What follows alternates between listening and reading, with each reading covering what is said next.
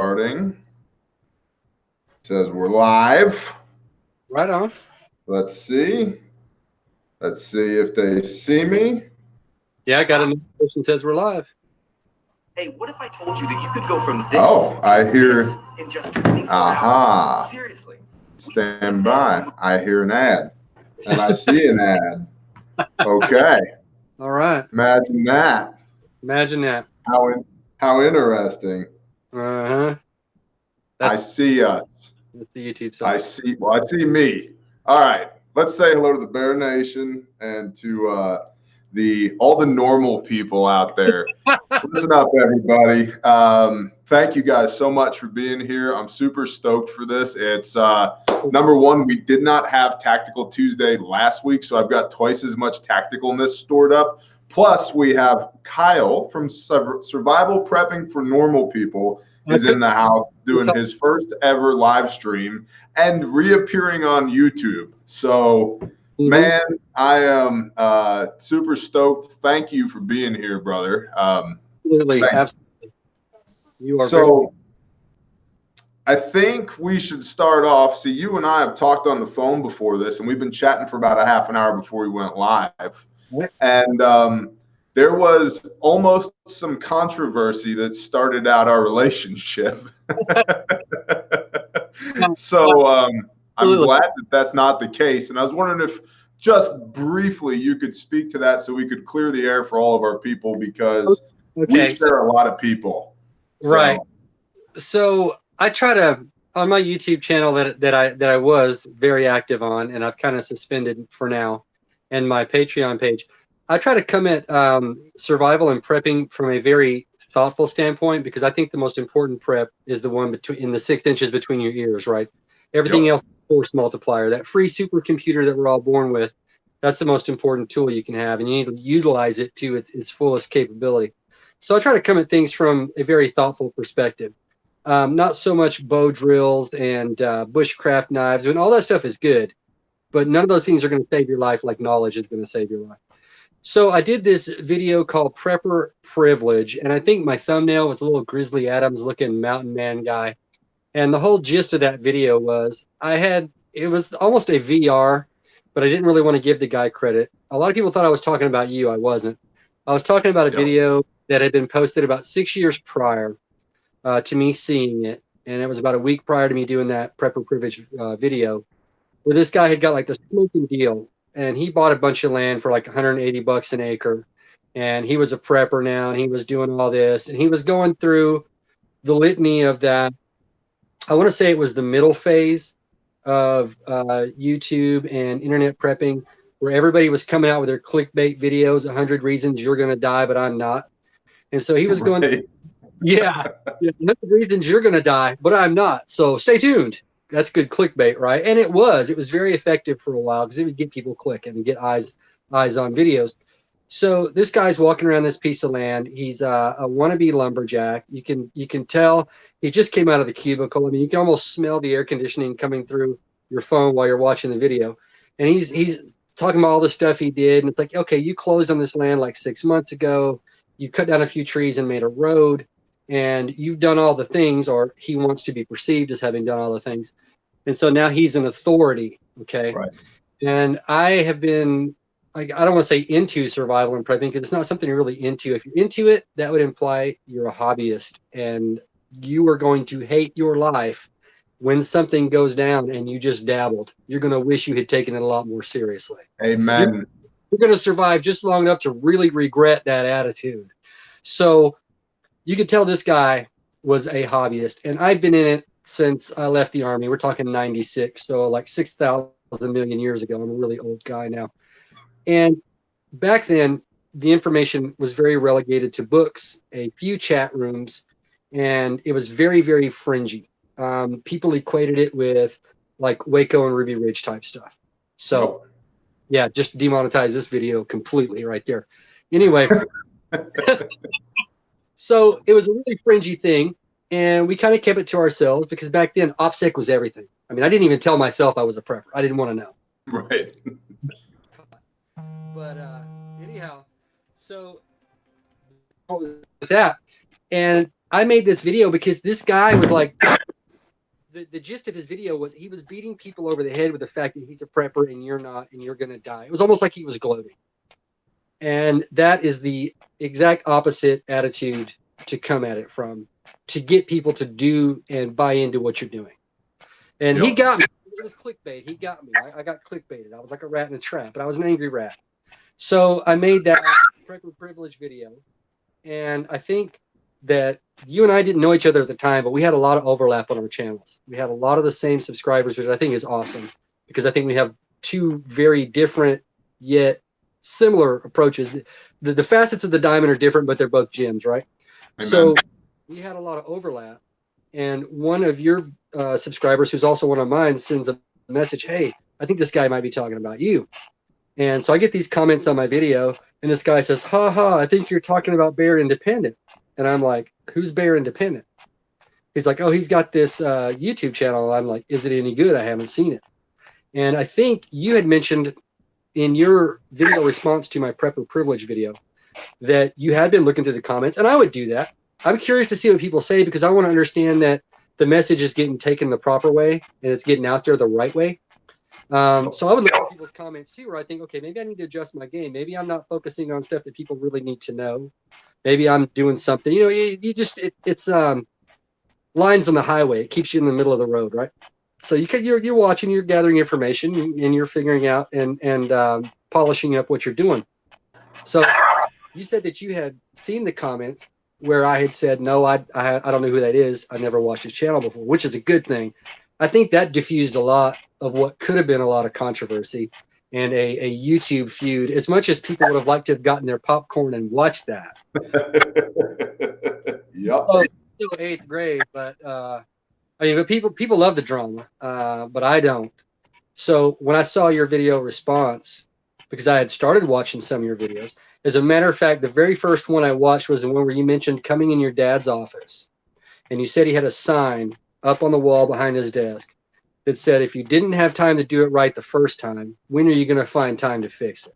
I thought, now, I'm like, that is cool. That's cool as hell.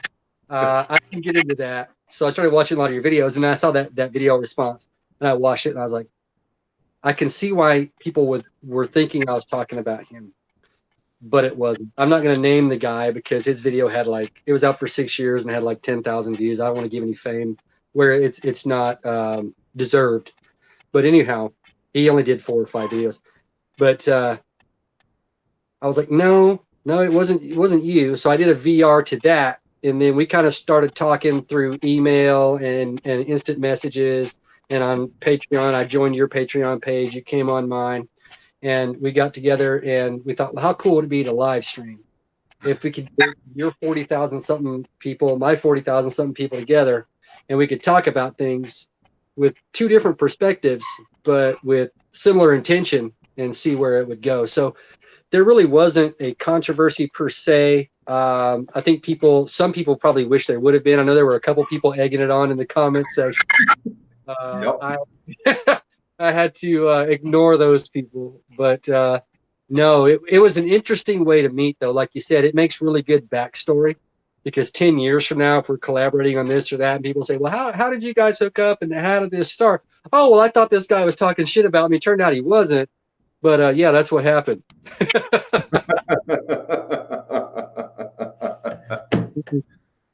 Yeah. Well, I wanted to say, just for just for the room, that my people know me well enough to know that I don't blow smoke, man. I don't bullshit. I've really, just in the last couple of days, enjoyed getting to know you better, and I've been amazed by how much we have in common. And so, like I told you, I don't believe in coincidence, man. And I think this is just the very beginning of lots of good time spent together. So those few people that wanted this to degrade into name calling and fist fighting, screw those people, because I'm enjoying this. Back, man. I can't do the whole fist fighting thing anymore. That's why, because I can't run or fight. Without giving up too much OPSEC, though, for the guys in the Bear Nation and the normal people out there, we did have a video call doing a dry run of this, making sure the tech was gonna work, because you guys may not know this about Bear, but T is not a Silicon Valley guru. He's not. And I'm much worse and less adept at technology than he is. So we had to make sure this was all going to go down. So we had a conversation, and I'm not going to give up any OPSEC, but something that really, I think, took us both aback a little bit in that conversation was the fact that you and I, it may have been at the same time or not at the same time, lived in the same small Texas town. I knew exactly where it was. I told you about the video arcade I played in as a kid, and you did too. And I thought, now, what are the odds of that? Yep. Very, very slim chance. It's truly a small world, but that was a tiny little town back then, and that area wasn't nearly as grown up as it is now. I mean, well, I mean, like I said, man, and I say this all the time, I really think that the Father speaks to us in languages that we can understand, and I don't believe in coincidence. And so when we hit that point in that conversation, I was like, all right, I'm paying attention. You got my attention, you know? So yeah, man, I wanted to take the opportunity first before we to clear the air for everybody so that they understand some of the backstory here and understand that there's zero ill will between the two of us, you know? No, I owe you a couple of beers, obviously. Well, likewise. Understanding. I know you would take them. I've been known to dabble in a little beer drinking, so yeah. I've done a couple of times myself. All right. Beer, so, you may disagree there, but it's still good stuff. Oh, it's all right. It's all good, man. All right. So subs, everybody in the chat, shalom and welcome. Thank you for being here. It is Tactical Tuesday. I see Fitbody and Patriot Plumber in here already. He's having a swing in the hammer. So bless you guys. Thank you. Keep it civil. I would like questions to Kyle and myself related to preparedness in caps so that I can pick them out of the chat. Right. So put them in all caps. I will assume that you're not yelling at us. Just put them in all caps so that I can catch them and start hitting us, and we will answer to the best of our ability. That's what Tactical Tuesday is all about, because we can only say the same 36 core concepts over and over again. Where it gets interesting is when we start applying those concepts to your unique situation. So hit me. What do you got? What do you got? Send it. You all are clear hot. Send it. You know what today is, right, T? What's that, brother? What is today? It's the 50th anniversary of the moon landing. This is one small. I think not. Yeah, one small step for Bear, one giant step for prepping kind. I like the sound of that. What have you done today not to get knife-handed? Oh, okay. Best Mylar bag sealer for 5-gallon Mylar bags. You got any input on that? Yeah, if you've got a wife that likes to straighten her hair and you use one of those things. Yep. You already paid $200 for it. Use it for something worthwhile. Absolutely. Yep. Good answer. Just don't hold it. That's what I was going to say as well. John Taylor said, boots or sneakers for the bug out bag? I have boots that are broken in like sneakers for my bugging out. What about you? I've got a pair of jump boots that are about 27 years old, and they're still in pretty good shape. They're the most comfortable boots owned. Huh? Corcoran? Yeah. Yep. Yeah. And they were my dress boots because we would blouse our dress uniform in our boots. So these were the ones that kept highly shined and protected and kept the dust off and all that, which is why they've lasted so long. They look like garbage now, but they're the most. It's like putting butter on your feet. I would walk out of town in those, but I'd have a pair of Converse in my bug out bag as well. Like, gotta have them. I like it. Team Countermeasure, bless you, brother. All right, let's see what else we got. What other questions we got? Wow. How much livestock feed would you store? As much as I needed or could store would be my answer there. In looking at that, I would add just a little bit, as much as you can preserve and protect. You don't want to waste 10 grand on bags of stuff that gets wet and gets moldy and ruined. It's what you can handle, but obviously as much of it as you can take care of. Absolutely. I'd agree. Let's see. Tom Briggs says, dude, you've lost weight. I don't know which one of us he's talking to, but you look scrumptious, Kyle. Thank you. Hey, man, you're looking pretty good yourself. So it's all the shea butter. Every morning I wake up and put a half a gallon of shea butter all over myself, and I don't know. Yeah. My wife and I started a food business. So when you're around food all day, you don't want to eat nothing. That was my secret. Right. Yeah, you want to lose weight, good food, because you get sick of smelling it and seeing it. You don't want to eat. So Chris V says, with the current state of food shortages and the possibility of it getting worse, how can people stock up on food if it's going to get scarce? Do it now. Don't wait. Yes, you and I had this conversation. I'm going to throw a little bone out there to Christian from Ice Age Farmer. We are both subs and have been for a long time. The shortages are here, and I talked about it in a video a while back. I believe the famine has started. People just aren't hungry yet. But it doesn't start out with people being hungry. It starts out with shortages, and then people get hungry, and then people get nasty. So what I suggest, because there are coming shortages, anything you have extra, if you've got 3 TVs but only watch one, sell 2 and buy food. Long-term food that's suitable. High nutrient food that's worth having. Yeah, don't go out and buy. I agree. Yeah. Yeah, I agree completely. I think right now it's really about priorities. Where are your priorities? If food is getting more expensive and more scarce, then you need to start switching your priorities to food if they're not already there.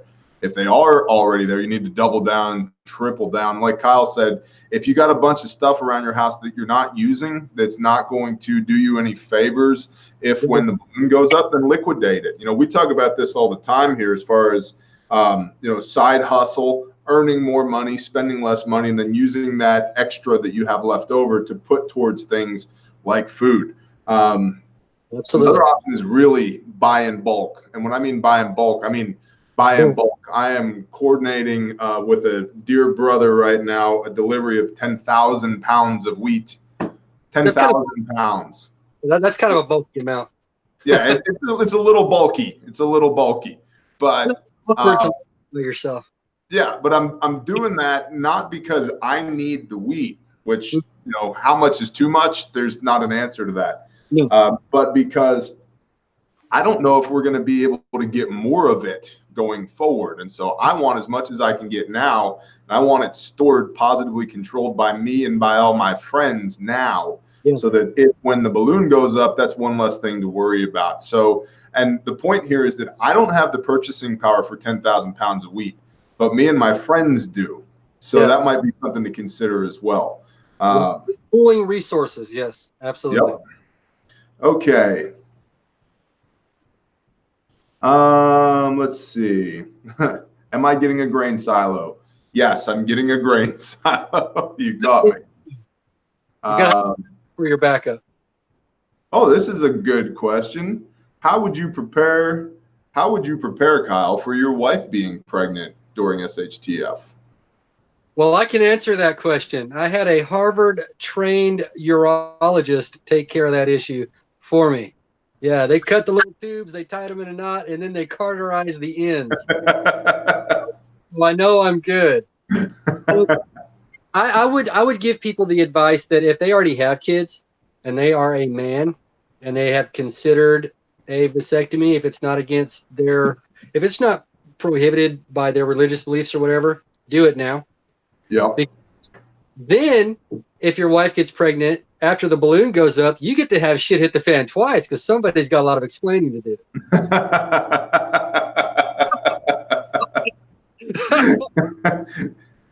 I swear, babe, the tubes, they grow back. They grow back. I saw a video about it. They grow back.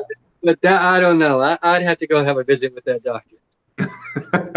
So, man, childbirth, disinfectant, gauze. Yep. Yeah, lots of disinfectant, sanitation, sheets, clean rags, gauze, lighting, yeah, pain meds, antibiotics, all of these things. A midwife. Yeah, a midwife, absolutely. So I would study up. It's, for me, this is like any other question, you know, and when I consult with people on the phone, they're like, T, what should I do as a type 2 diabetic who's missing a limb in a motorized wheelchair who also has schizophrenia to prepare for the end of the world? Long and short, you know what you need way better than I do. Yes. So what you need to do is start thinking logically about what the situation is going to entail and then mitigating as much of those potential risks as possible. And I don't have a great answer other than take positive action, take control of the situation. Yeah, and I would just add to that, prepare to be immobilized. Now, it's an old truism, and it's a truism because it is true. You are only as strong as a group as your weakest member. If your weakest member is a 2-day-old infant, that is how powerful you are. So prepare for the immobility, to have a safe place, the whole nesting thing. Having a baby on the side of the road, terrible idea. But if it's a possibility, prepare mentally and physically as best you can for that now. It could happen 6 months after SHTF or 6 years. Be ready. I love it. Minnesota Outback asked, what is a realistic amount of fuel to store? I'm going to go with this one first, then I'm going to let you hit it. I think realistic depends entirely on your situation. What is your carrying capacity and what are you trying to do with it? If you have one vehicle that you're going to predominantly use, you're retreating in situ, you're bugging in, and then you have one vehicle that can carry all of your people and all of your stuff to another location should you need to bug out from your retreat location, then you need enough fuel, says me. You need a full tank of gas and a way to refill that tank of gas at a minimum. If you have tractors and chainsaws and bandsaw mills and pickup trucks and all this stuff, and you plan to use them in perpetuity after the balloon goes up, then you need a lot more fuel. So it depends entirely on what the situation is. So I think at a minimum, enough to fuel your vehicles to get from your retreat to your bug out location and then potentially back again. And then outside of that, look at the scope of what you're trying to accomplish and back into a number. What do you think, Kyle? Absolutely. I don't remember how many thousands of man hours worth of work each gallon of gasoline is, but it is in the thousands. Yep. What you can do with 1 gallon of gasoline, transporting materials, goods, equipment, whatever, it would literally take you thousands of hours to do that by hand and on foot. But depending on the situation, and your mileage may vary, no pun intended, if it's to bug out, I would agree with you that you need to have enough for a round trip. Yep. And back, okay, because things are going to happen. If it's to support a given lifestyle after a grid down situation, you need to look at what's most critical and be very frugal. That which you can absolutely not do efficiently and safely by hand, use power equipment. That's going to make your fuel go a lot longer. If you're Bob, I want to be comfortable all the time guy who takes a golf cart to get on his lawn tractor to move grass. Okay, if you're that guy, you need to store, well, you might as well own a refinery or live next to one. If you're a regular person and you have a farmstead, let's say, you need to think about that now. You need to budget what your priorities are. How much fuel do you need to get your potatoes? You know, not put in. You can do that by hand, but get them turned up. Whatever it is you're going to do, think out a year, and I would plan on a year. And in that year, while you are using fuel in your tractors, your chainsaws, and everything else, get real good at doing shit by hand, because after that first year, that's how it's going to be anyway. Amen. I agree with that. I'll tie this bow on that particular subject. I know people and have worked with people who have 50 gallons of gasoline, 10 5-gallon cans. And I know people who have 10 2,000-gallon stock tanks full of gasoline, because that's what it's going to take for them to run their place indefinitely. And so it depends. And I think that you did a good job of explaining what it depends on. And that's what I like to do. If the answer is it depends, at least identify what it depends on so people can back into their own number. I think you did a great job of that.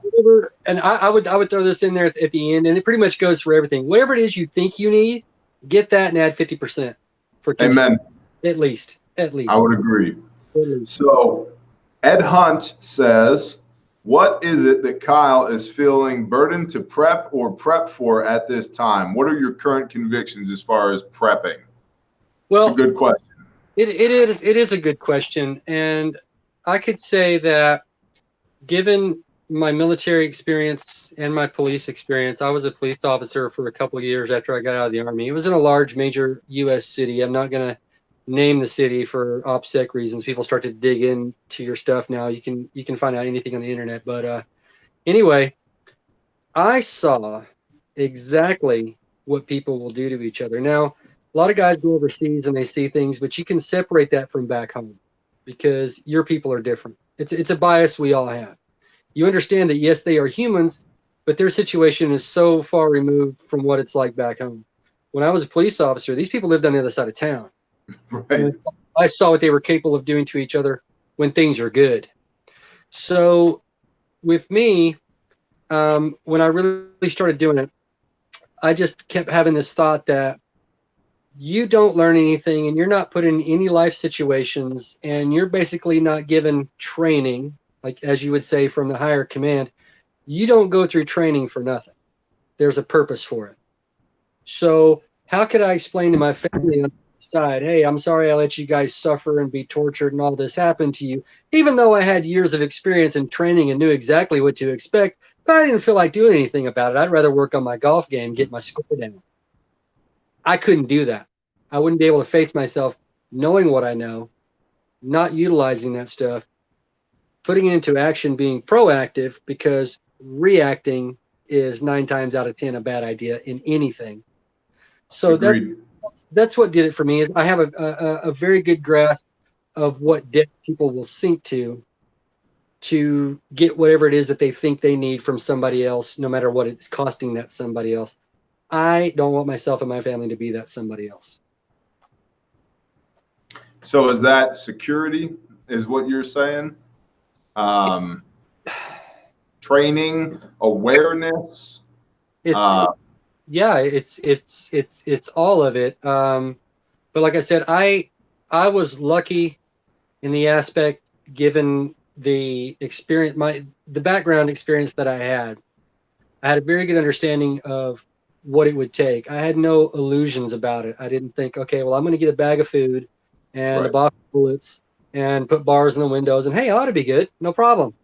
I understood that it wouldn't be a destination. It would be a journey. And for me, it's been ongoing and evolving and changing for the last 25 years. Amen. Yeah. So, you mentioned the Ice Age farmer earlier, which, just by the way, we were talking about this a couple of days ago, you and I privately, that the Ice Age farmer, I realized the other day I was watching one of his videos, Christian, and I said, wow, he's up to 35,000 subs. He's doing great. And then it hit me that I have more subs than he does. And then I was like, no way. He does such a good freaking job. Absolutely. He deserves 535,000 subs, not 35,000. So if there's anybody here that is not subbed to the Ice Age farmer, you need to be. For sure, some of the best content on YouTube and on Patreon as far as dealing with the grand solar minimum and food scarcity and all of that. And you and I were talking, I don't watch the Ice Age farmer unless I have money to buy food storage, or I've recently bought food storage. I find myself watching his videos after I've brought stuff in from the garden and I'm like making and canning things, making pickles and stuff. I feel a lot better about watching his videos. Yep. Garden to put back. But his information is so prescient, which it's so timely. And it's not stuff he makes up. He researches it. He gets hard stories. He gets hard documentation, and it's all verifiable. It's not his opinion. It's fact. But it's scattered out there and all the other background noise exactly the way I guess they want it to be. But he brings it all together in one place, and the picture he paints is very sobering. I don't think people should get scared. Get prepared. Don't get scared. But if you are sensitive, it may. It should frighten you into action. It should start a fire under your proverbial whatever. Yeah, the padding, your fourth point of contact. Absolutely. Yeah, man. But you know, between him and David Dubine at Adapt 2030, you know, what I'm convicted to store right now, frankly, is food. And I have so much food already, but that's not the point, man. I have ammo, I have guns, I have medical. I own a company that makes badass blowout kits. I'm good on medical. Like I have the things, right? Yeah. I'm not worried about that, right? And I, you know, teach and have taught people how to hold a pistol, how to hold a rifle, and how to hit their target. So I'm not worried about any of that. It's the food right now that I'm really convicted to continue to stockpile, because I can see biblically, you know, by the time of Abraham, the world was on its third famine. And when Joseph comes along, it wasn't a year or two that they had an issue. It was 7 years. And I think that for us, I don't know if it's going to be 7 years or not, but I really do think that as much as I have a conviction to store food, I also really have a conviction to produce food and get my food production squared away now, because if I eat all of my calories, then what? So that's where I'm at in the game right now. Yeah. So I did a series of videos about that. I posted a few on YouTube and some on my Patreon. I got a little property here out on the edge of a country town out in the middle of nowhere, you know, Texas, Gulf Coast region. I picked the very worst spot on my property to put a garden to show people it could be done. I got so many cucumbers and peppers and stuff to deal with right now. When I get out of here, I got, you know, the pressure canner is going to explode. I've been wearing that thing out, but it's not something that you learn overnight. It's not going to work your first time around. It's not my first garden. I've been doing it for years, understanding what works. And yes, you can buy kits and test the soil if you want to get all super scientific, but it doesn't have to be that difficult. Our ancestors did this. I guarantee you, everybody watching this podcast is 1 or 2 generations removed from somebody who spent their entire life on a farm. It's in our DNA to do it. The trick, like everything else that's in our DNA to do, is doing it. So I think if people aren't doing it now, they should go ahead and figure out, okay, this is where I live. This is my grow zone. This is what I should be planting next, and do it. Absolutely. Amen. I agree with something else that you said too. By the time you're digging into your emergency food, it better be an emergency, because when that runs dry, that's it. So if you are having to dig into that, you are already at a certain level of failing at that point. You should be producing what you need. And that is exactly, absolutely a backup emergency. A giant tornado comes through and wipes out all your crops. Okay, we got to open the buckets now. I get that. But anything short of that, you need to be making and using what you make, and even adding to your stores. If you're not, you're doing it wrong. Yep. Yeah, that's something Pastor Joe said. He said the moment you break the first seal on your first Mylar bag in your first bucket, you're losing. Yep, you're losing. It's like, damn. Yep, you're right. And but it that just motivates me to get my food production squared away. Laura had a great question that I think that you could speak to quite well. What do you think of the power outages in South America and New York City? It's hard to say. I do like a good conspiracy. That's one thing I would do a lot on my channels and my pages, where I do have platforms where I do videos. I like a good conspiracy. You know, I would do Whacked Out Wednesday. It was more entertainment for the viewers, and kind of a pressure relief valve for me, because survival and prepping, if you're doing it right, it is a life and death subject. It's a very serious subject. And as a content creator, and somebody who's been around. I own my own trucking company for 6 years. I mean, I am a one-man village people. I'm like half Indian, half Native American, right? I was a cop, construction worker, truck driver. I am a one-man village people in BDUs and a chest rig. But I drove just over 1 million miles. I've been everywhere in the United States you can drive to.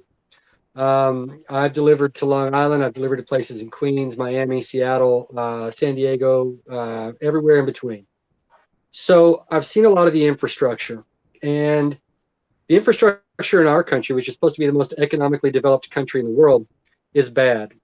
Other countries have worse infrastructure, and they have rolling brownouts and blackouts and stuff all the time. But what's going on in New York and South America? I do like a good conspiracy, but I don't like to speculate. If I was going to get conspiratorial, the thing in New York, I don't think they've really adequately explained that yet. They said it was a transformer fire or a squirrel, it jumped and arced a line or something. But then now they come back and say they're not sure. What's going on in South America? They had millions of people without power. Now, they initially said it was a disruption of equipment at a hydroelectric generating facility. And that's something you know a lot about, is electrical generation. And my background, also, one of my other lives, I was a certified industrial master machinist. I built large turbines and things for power generation and refineries and stuff like that. So that equipment does break down, and there is what you call a trigger effect. And they have where things fail in the safe position. So it's not going to intermittently run power. If there is a hazard there, it's going to shut down the grid. And the grid can get overloaded as far as too much power, and it can get overloaded as far as too little. But the infrastructure is just so sensitive. I don't necessarily think there's anything conspiratorial behind what happened in South America and what happened in New York. But this is a big but. I like big butts, and I cannot lie. But I will say this. It is illustrative of how sensitive those large metal towers and high lines and high voltage lines that look so strong and durable. It is an illustration of how sensitive that stuff is, and one more reason among a pantheon of reasons you should be prepared. Absolutely. So to that, I'll just a pantheon. To that, I'll just add this briefly. There's a whole lot of things re the grid that I can talk about, and a whole lot of things I can't talk about. But me and Kyle, with a pickup truck and a case of beer and a couple odds and ends, could shut down half the nation on a joyride if we wanted to. It's not that hard. Let me add that we're not planning on that. No, we're not doing it. We're not doing it. I'm hypothetically speaking. We're not doing this. We would not recommend that you do this. We would not recommend that you plan to do this if YouTube is watching.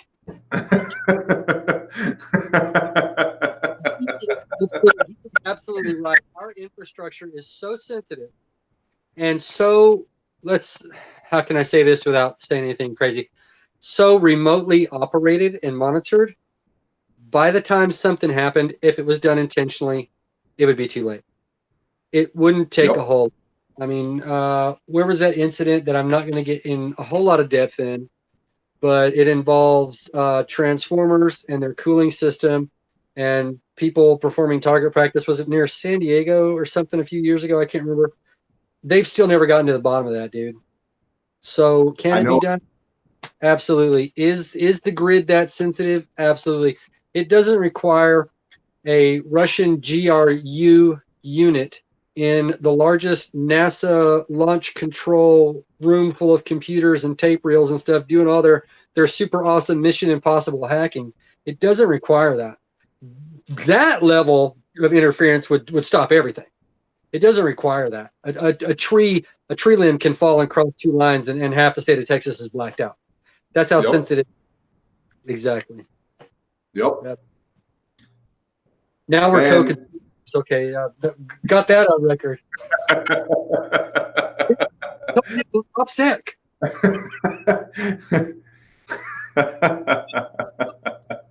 It's just you and me and 460 of our closest friends. Nobody always gonna whisper the word. You're gonna double up on your numbers. That's awesome. Yeah. I'm hoping to break 5. That'd be great. Like I said, we usually hit between 200 and 300 on the live stream. So 460 is great, man. That's like a legit 100% increase. Let's see here. Robert Kilgo, we're gonna hit this quick. Please list some foods good for storing. What do you got, Kyle, off the top of your head? Off the top of my head, I live in rice country, and I enjoy rice. I don't want to offend anybody out there. I used this word one time. I'm going to ask you a question here in a minute, but it's related. I used this word one time in a internet blog post, and the word is coonass. And if you don't know a Cajun, you don't know what a coonass is. It's a Cajun slang term they use for themselves. It's not like the N-word at all.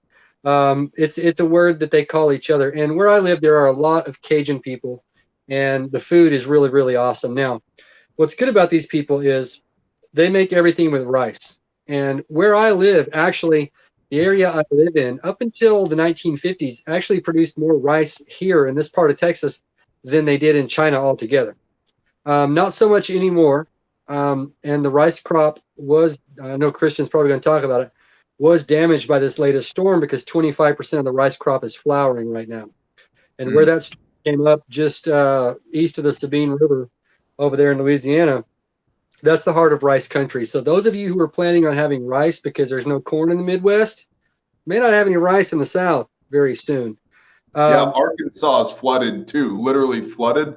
Arkansas is a huge rice producer, and the rice production this year has tanked. And then what they had stored and stockpiled, like 40% of it has washed away. So there's scarcity there as well.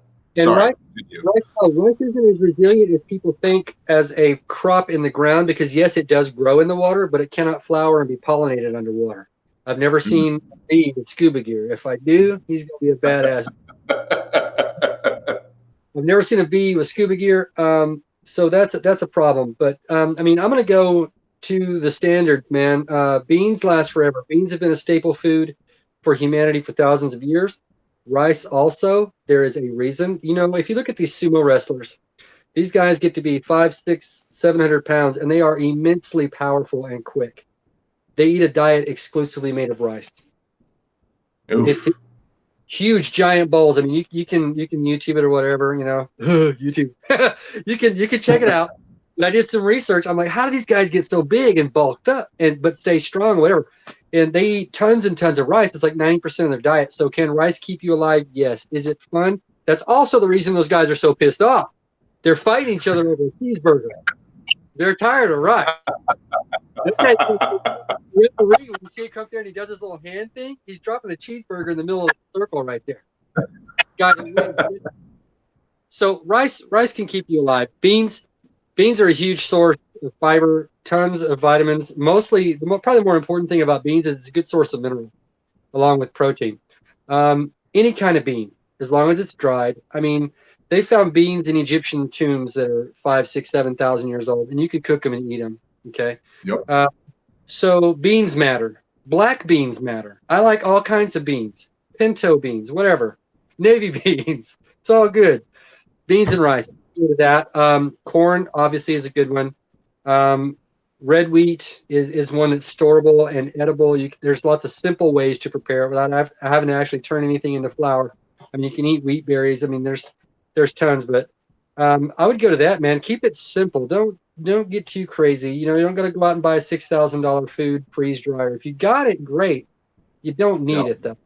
You really don't. For $6,000, you could fill a barn with rice and beans.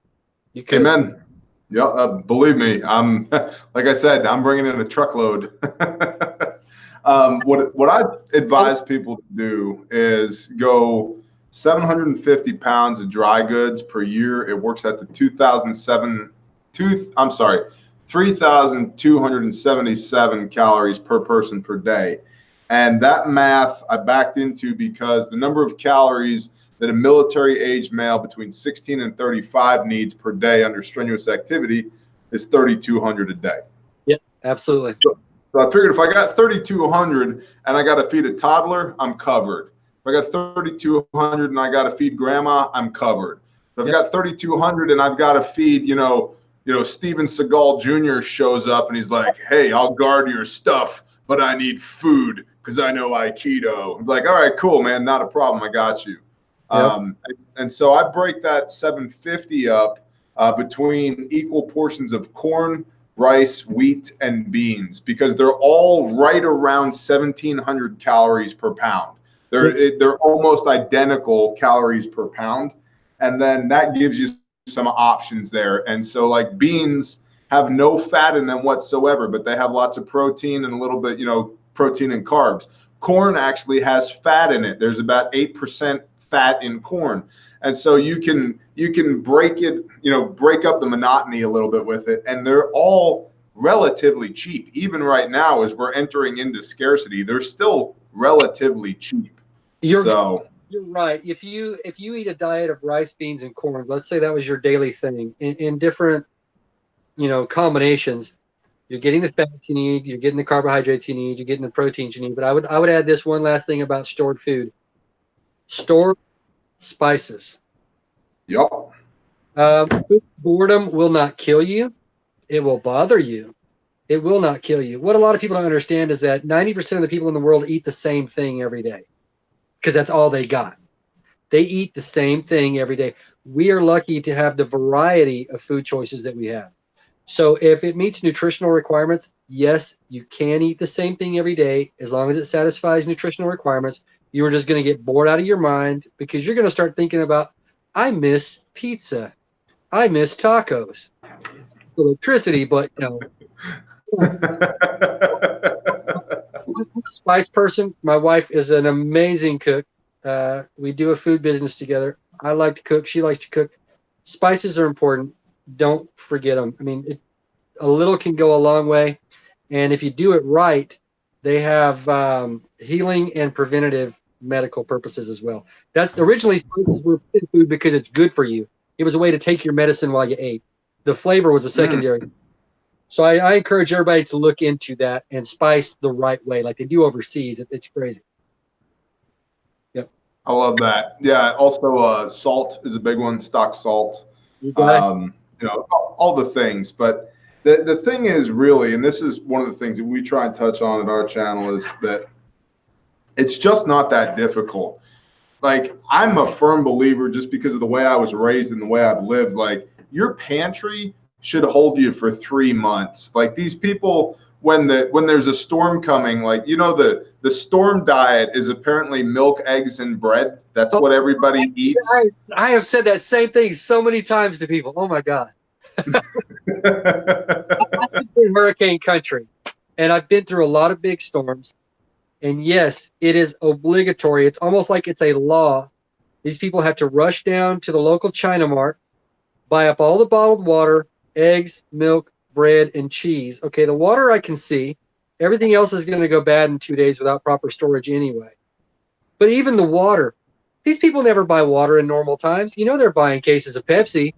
At least keep it cool. Don't go to the soda aisle so that people who like water can have the water. You ain't drinking that. You're going to have that in your house for 6 years. Why? Did it? Nobody's faulting anybody on that aisle. But yeah, it's that why they do that, I don't know where that comes from, but that you see that, and it's everywhere. It's so prevalent. Milk, eggs, bread, cheese. Unless you plan on living off of omelets and toast, I don't understand it. But stuff's gone in 3 days. I don't know what it is, man, but I've seen it everywhere, from New York to the Gulf Coast to the Pacific West. It's like SOP, man. People are like, oh, well, our life is being threatened. We need dairy and eggs and bread. Go, Bob, go get it. That speaks to the effectiveness of those particular lobbies and their advertising, I guess. No, exactly. Go buy the food pyramid, Todd. We need it. Go. Got milk. Yep. Let's see. Pyramids and symbology now. Let's see. I'm going to leave you with this question while I get up and go find a restroom. I'll be right back, but I'll let you tackle it for a moment. By myself, and you'll be able to see me? Awesome. Yeah, yeah. So Andrew Vare asks, water, how many Berkeys? So if you would just go ahead and give the people, start waxing poetic on water while I go waste some, and I'll be right back. Yeah, no problem, man. Go take a break. As far as Berkeys are an excellent product. They're very durable. They've been used in places all over the world. We're talking Africa, Asia, the Indian subcontinent for a long time. They're a very durable, proven product. As with anything else you would do when it comes to prepping, you would have one for use and one for backup. I know it's so cliche and it gets old hearing it, but one is none, two is one. If you can have three, if you can afford three and extra filters, as far as filtration, how many gallons are you going to go through in a given period of time? Let's just say a year, because years are easy to think about. If you need so many filters per year, per Berkey, I would get a minimum of 3 and a year's worth of filters for each. But that's just me. They're not cheap. I think the last time I priced one was about $250. Some of you guys would know that I bought one more recently. Now, Sawyer makes good water filters. The Sawyer Mint is a good one. I mean, that thing can do hundreds of thousands of gallons, not quickly, but slowly. But I was just telling the guys that if they're going to go the Berkey route, I would get one for use, one for a backup, and one for that backup. Figure out what your usage is, how fast your filters are going to go, and have a year's worth of filters for all three. Dude, I agree. I think that'd be a good baseline. Also, just real world experience with a Berkey.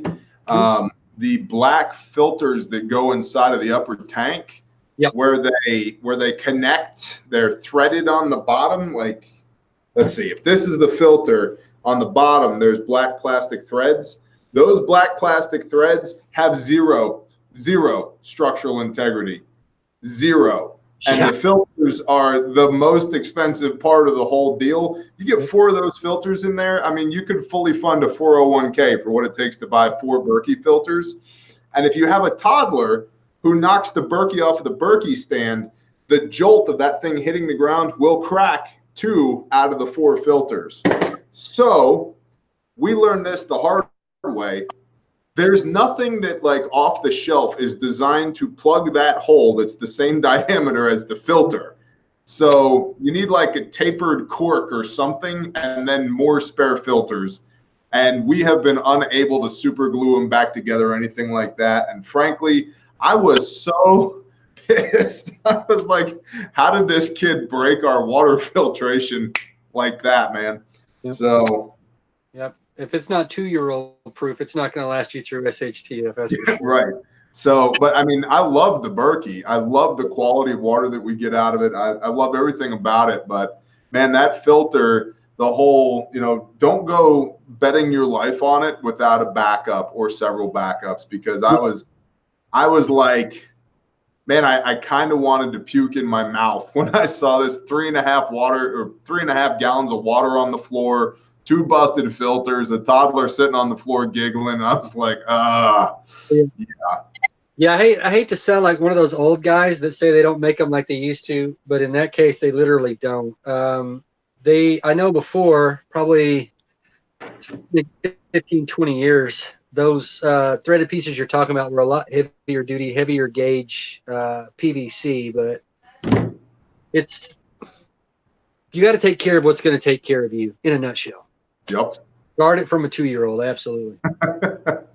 Hey man, how much time you got? Are you still good to go? You need to bow out? I could talk for days. I love to talk so much. 10-4. All depends. Deborah E asks, how do you get your husband on board with prepping? We are in our 60s and 70s. Well, Deborah, I don't have a husband, but I do have a wife, and I have some thoughts on the subject. Kyle, what do you think? I have watched several of your videos where you've addressed this issue, and some other people. I've addressed it myself. Now, here is the key, and I think you nailed it. It was very recent, as a matter of fact. Maybe it was a recent video, or I just recently saw it, where you said, okay, you're prepping. How much should you put aside for people who aren't? Your bottom line question, and this really hit me because I like your way to go straight to something. I take a 16-mile loop to get there. You go straight to it. Okay, how much should you have for people that aren't prepping? How much do you care about that person? How much do you love that person? That's how much you should have set aside for them. Their value to you is how much you should have set aside. I thought that was an excellent point that you made, and I think that goes to answer that spouse question. How much do you love your spouse? If you really love them and care about them, despite the fact that they're as blind as a fence post and can't see what's going on in the world, that they are going to be a ship anchor tied to your neck in SHTF. Yeah, consider how much you love that person and pray for them accordingly. Best case scenario, they come around begrudgingly, like a lot of times when spouses do things. They come around and say, you know what? You were right. Classic example, and I've used it at work talking to people about prepping in other places. In the business I used to be in, layoffs were a given. You start a project, it's got a duration. At the end of it, you were laid off because you're a temporary employee, a highly paid temporary employee, but you're a temporary employee. And you don't get another job scheduled or upcoming or hired on for 6 weeks, 8 weeks. It is such a relief to not have to buy food for 8 weeks when you realize for a family of 3 or 4, you're spending $400 or $500 a week on food, and you don't have to buy food. Yep. And sometimes I can get into people's minds in that practical way. But that getting a spouse on board, that is probably the hardest question I get, and I know it's one of the hardest questions you get. If you really don't care about that person, and SHTF is your ticket out of town, make sure they have the most uncomfortable shoes and put extra water in their bug out bag. 8.2 pounds a gallon. They're not going to die of thirst, so you'll sleep easy there. But no, it's a hard question. You have to, whoever it is, that and this, you got to take the lead, and hopefully the other person will follow. I want to address something else real quick with your audience and my audience while we're here. I don't often speak about my religious beliefs or anything like that. To me, that is, I'm not going to say it's personal, it's nobody's business, because that's really not how it works. But I don't feel qualified to advise people. I'm still getting my house in order. I know where I come from, and I know where I'm going to. I've done a lot of stupid things in between. I don't feel qualified to speak on it. So when that becomes a criticism of mine because I don't talk about it, it's not because I don't believe certain things, or I don't hold certain values, and I don't hold certain things to be absolutely true, which I do. I just tend to stay in my lane. That's a subject I don't really feel qualified to talk about. But if you are the person in the relationship who is moved to do that, there is a reason, and you must do it. I agree. The other person comes around. Every person's soul is their own keeping. Every person's survival is also in their own keeping. I mean, they'll be real glad you were crazy when they don't starve to death. Dude, I agree with that. And I think that the best thing that somebody can do is, if they have a conviction of their heart as laid there by the Father, is to follow that conviction, even if it's ridiculous. I know people who have moved across the country, halfway across the world, who have sold homes or started businesses or sold everything or started relationships or ended them because they had a deep-seated conviction of their heart that in the moment made no sense whatsoever. But then in retrospect, with the context of time and experience, they go, aha, there's this huge aha moment. And so if the Father lays somebody on your heart, or lays a conviction on your heart, there's nothing better that you can do, in my experience, than do it and trust that He put that there for a reason. And so as far as, getting a reluctant spouse on board, if you feel I mean, they're your spouse for a reason. On some level, you love them, right? You would think. It shouldn't just be tolerate when you're in your 60s and 70s. But no, by then, you you gotta love somebody because you are so many times by the time you get that. Yeah. I want to say one last thing on that getting a reluctant spouse to prep. This should be motivation for people who are prepping, but their spouse is still reluctant. If you can't get them to join you, prep for them. Make sure if you're going to survive for a year, that they can survive for a year. And after shit hits the fan, I want you to spend 365 days, that entire year, at least once a day saying, I told you so. It's going to be the most satisfying year of your life. I told you so. Enjoying those beans? I told you so. You enjoying that fresh water? I told you so. Oh, that guy? Yeah, the one over there I just ran away because I have a rifle that you thought I was crazy for buying? I told you so. Oh, man, it's going to be awesome. There are people that are going to be rejoicing around the world. That's got to be one of the best feelings ever. I don't have to say that because I don't have a reluctant spouse. She's very on board. But, man, I know a lot of people I'm going to say that to, though. I'm going to lose my voice the first 3 days after the grid goes down. I told you so. Absolutely. Now grab that shovel and come here. But I told you so, buddy. I told you. Yeah. Yeah. Maybe that's wrong of me. Get busy. Maybe that's wrong of me, but that's the kind of guy I am. No, I'm not going to gloat. It's all fun and games, but I take what I joke about very seriously. Yeah.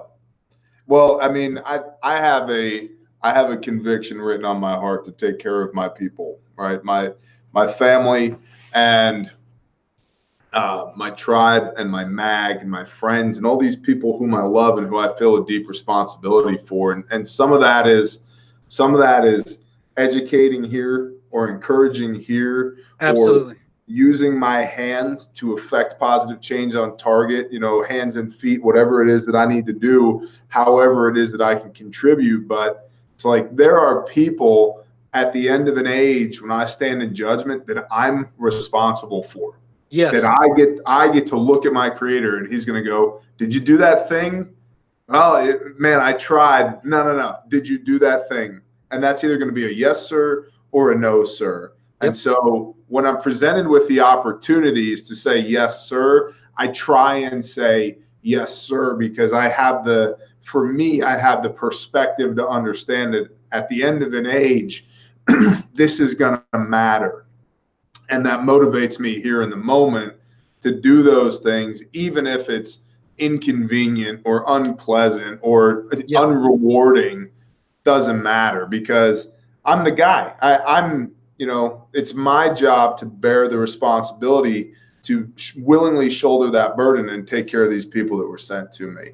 So I absolutely agree. Whether there is an SHTF or a grid down in our lifetime, every single one of us has an end of the world. And there is a reckoning and an accounting for everything you did and probably more importantly, everything you did not do. Yep. You have to answer. So yeah, it's very important that you have that in order at all times. Yep. I mean, something could fall off this shelf behind me, and it would be the most epic moment in live streaming ever. Kyle gets crushed by. Well, let me see what's up there. Oh yeah, there's some comms up there. There's some radios in a box up there, pretty heavy, and it's like a Faraday cage kind of metal box. Yeah, that would hurt pretty bad. Yeah. Okay, let me knock on some wood, but. Yeah, I mean, it could be at any moment. But that's something else I wanted to talk to you real quick, too, because I know you talk about tribes. I know PJF talks about tribes. Yep. And I also talk about tribes. And it's not that anybody is necessarily copying each other, because I think we all came to the same basic conclusion in 3 different ways. And I think that was something else that was very eerie. Because the more I got into his Patreon and your Patreon, I was like, whoa, wait a minute. But like you and I discussed, when the world around you is becoming chaotic and it starts to fall apart, and it's happened, and you said the end of an age. I know what you meant by end of an age, but the end of a collective age. Yep. It's happened every time that when the big world, the stuff, all the distractions, when that gets so corrupt, so burdensome, so chaotic, and so not worth you participating in, people retreat to their tribe, which we talked about. What is the definition of a tribe? A collection of family and trusted friends working together to survive a given situation or to meet given goals collectively to benefit each other. That's a tribe, and it's always been and always will be that way throughout the history of human existence. So as you see the larger world, you can call it the Roman Empire, the Tang Dynasty, whatever, it all happened. People coalesce back around their flagpole, what they're familiar with, where they feel safe, around people that they know they're not wasting their time on. And then it benefits them mutually. It's a symbiotic thing, you know. Yeah, that's Bob's kid, but Bob's my brother, so I'm going to help my nephew. You know, that's my blood. There's a lot of different ways you can look at it. But the world as it is, and I think a large part of the fellowship, I want to say fellowship, that we have with our subscribers and viewers and people that have found us, and the reason they coalesce around us is that they have a familiarity because they think the same kind of things, they see the same kind of things, they feel the same kind of things. So the tribalization of our society is happening. Yep. And it's happening because as a matrix, a grid, whatever you want to call it, it's breaking down. And you can't count on it anymore. You can't trust it, and you really don't want to believe in it. And it's almost not worth the trouble of, you know, your input going into it. People draw back down to what's important.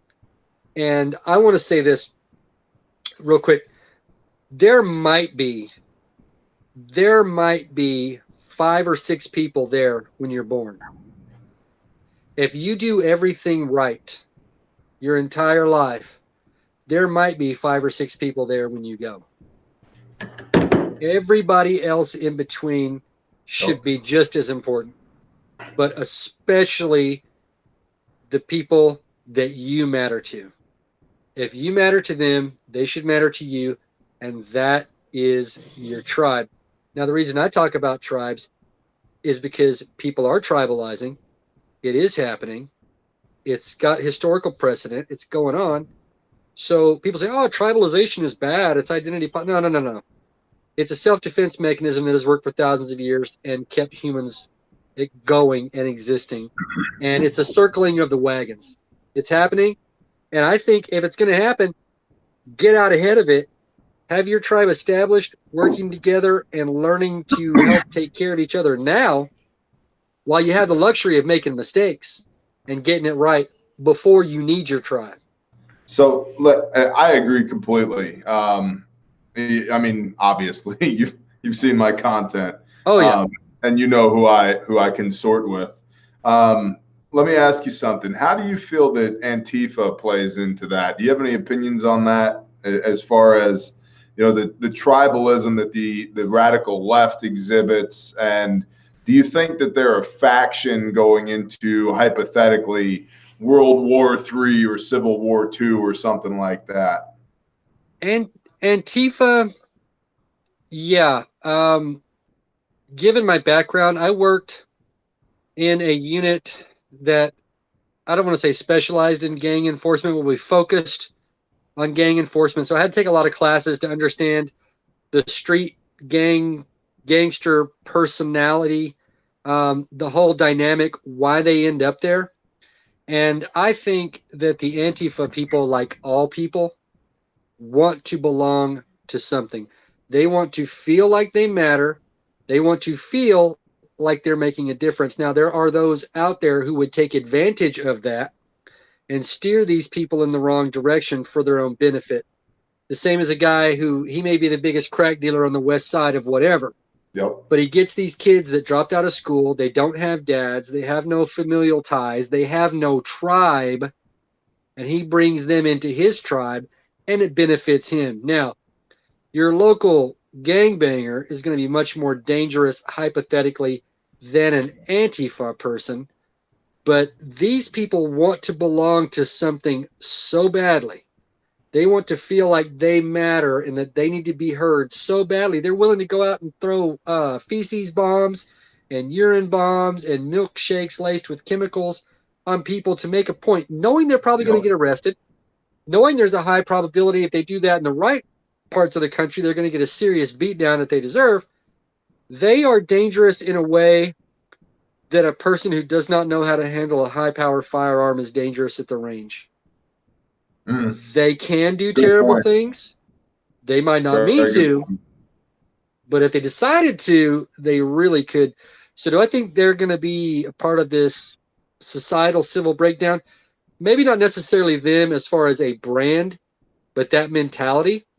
How many lost sheep are there? It just takes a couple of wolves to round them up in the right place, wind them up, and send them off the right direction. And they could do terrible things completely by accident. Amen. Yeah. Yeah, I don't have currently strong feelings about Antifa. I know that they are attempting, based upon reports that I've heard, I don't know firsthand, but I know that they're attempting to get a little bit more militant, and that there's, Steven Crowder talked about them having, weapons and planning an ambush at one event that he was at. And wow. So, things like that, I caught a lot of flack. I did a couple of intentionally clickbaity videos because I wanted to, just A, I wanted to mess with the YouTube algorithm, and B, I wanted to catch some Canadian prepper watchers asleep at the wheel. And so, I did one video. Did you have a 6 million lumen flashlight? Yeah, I did. And then I also had this little fan thing that makes electricity for your solar panels on the back of your Tundra somehow. Awesome. So I did that as well. Awesome. Yeah, it's great. I'm looking forward to it. It all rolls up into my bug out roll. So I'm good I to like go. egg rolls. Yeah. Yeah, I really do. So, but I did a video called "How to Survive Civil War," and the first answer was "Don't be where it is." Yeah, I've talked to that too. And so kind of my whole thing with Antifa is they have not showed up in rural Oklahoma yet. No, they're not down here either. Yeah. So it's like, for me, it's like, well, what are you going to do when Antifa shows up? Mozambique drill, bro. Until we're empty, then we will reload and do it again. So, that's where I'm at with it. But well, I've been thinking about this the last couple of days. You just had this guy, this 69-year-old teenager who came out of, I hope it wasn't his mom's basement. I'm sure she's passed on wherever he was staying. But anyway, he came out of this proverbial basement and attacked this ICE facility up there in Washington. And he ended up, being dealt with by armed authorities appropriately. When you threaten people's lives in an imminent way, that's what's going to happen to you. Anyway, my fear is that these people do get more militant, and they are going to be, let me see how I can phrase this. They will be political kamikazes. Not that they're going to crash their planes into aircraft carriers per se, like the real Japanese kamikazes. Those guys had true conviction. They believed in what they were doing. That's why they did it. These people are going to do it accidentally. The more these goofballs that get armed up and do stuff like this guy did, it's just going to fuel the fire of the anti-Second Amendment people who they live with and eat and drink soy milkshakes with. They're going to go out and do crazy stuff with guns. And then the people who want to take them anyway are going to say, oh, look at all the crazy stuff happening with guns. I'm really surprised that the anti-Second Amendment people haven't gone that accelerationist route by getting a bunch of left-wing people to do stupid stuff with guns so that they can have an excuse to get rid of guns. But yeah. I think they're going to swerve into that by accident.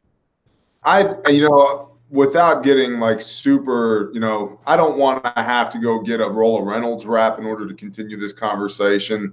But I'm not entirely convinced that some of these things that have been happening as far as, active shooter situations aren't at least encouraged, if not perpetrated, by the types of people that you're talking about for that very reason. Well, look at the guy that went to the school. He was supposed to be some kind of shooting instructor for an Antifa group. He went to the school, GoPro'd the whole thing, got tackled and shot by armed security at his own kid's school because he was there to make a point. Point made, buddy. They shot him. He's a crappy instructor.